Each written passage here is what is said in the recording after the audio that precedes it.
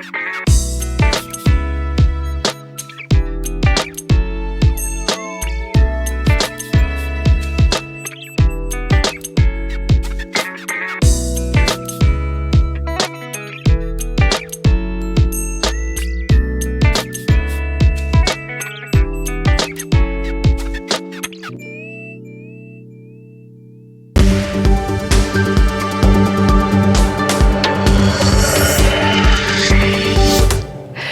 afternoon from Los Angeles. It's Alyssa Corum and Justin Nielsen here with a look at the stock market today, and what a week it's been. Really rough. Quite a roller coaster. But on today's show, of course, we're going to break down the market action for you, and we're also going to take a look at Zscaler and Mindcast, some interesting action there. But first, let's break down what happened today. We actually were able to finish up across the board. The NASDAQ up about 0.1%, the S&P up 0.4%, the Dow up almost 0.5%.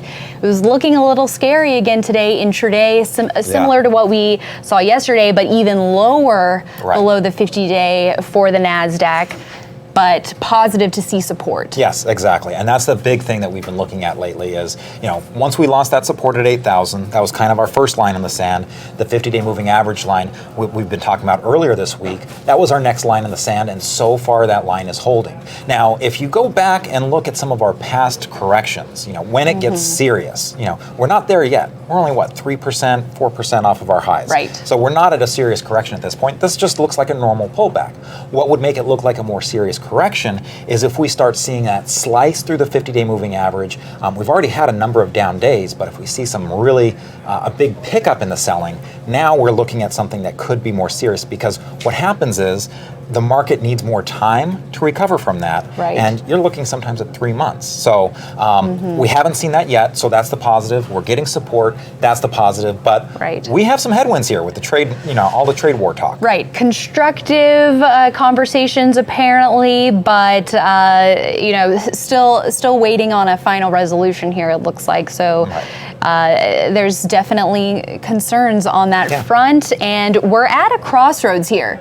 So either we slice below the 50-day line, selling picks up as you mentioned, or continue to find support, which would actually be constructive since we've seen such a big run this year. Maybe some more base building could happen. More base building or some pullbacks to the 50-day line like we were looking at earlier this week. So there are the potential for new opportunities. So that's the great part. But there's already some of these seeds of recession possibly getting planted here. Sure. We've got some global growth issues. Those have been out there already. These trade talks, tariffs, all of that don't do anything to help stimulate the economy. Right. That money that Trump says comes into our coffers, it comes from somewhere, and that's the American consumer in a lot of cases. Well, it's important to stay vigilant more than ever at this point, and we do want to take a look at some individual names showing compelling chart action.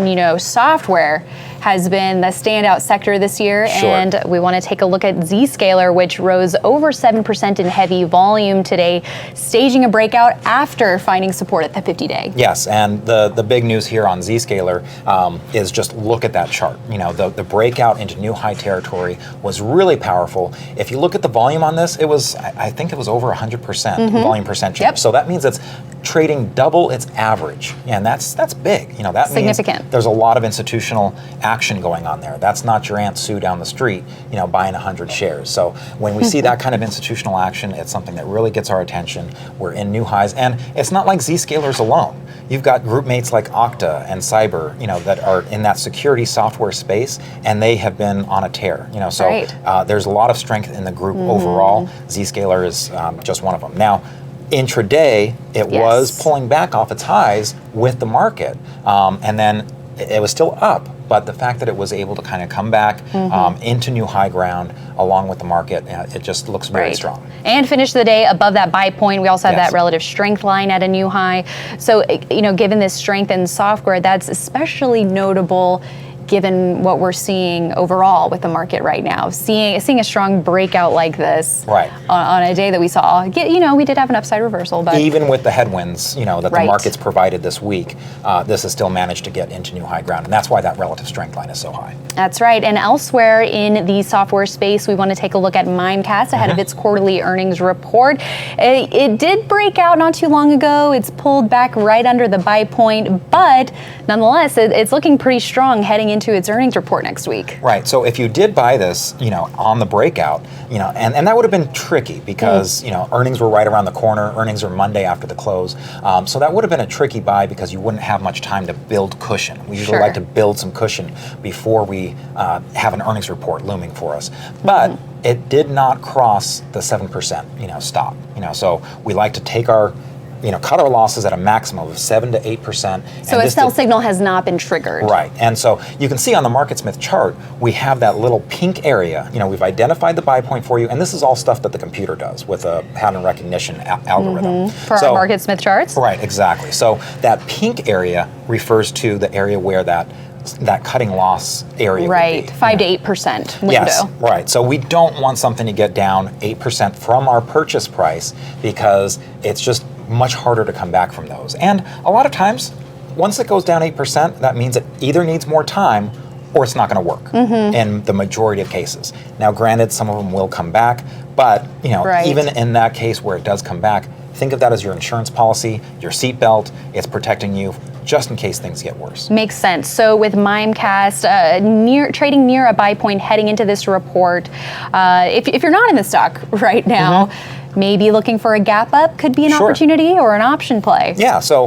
a possibility here is 54.67. That's a cross above its previous high, and that's one area that you could be looking at. So it did make a little bit of progress above its buy point. So you could be looking at that as a resistance area if it crosses above that on its earnings, after its earnings. That's certainly a way to play it. I haven't looked at the option prices on this one.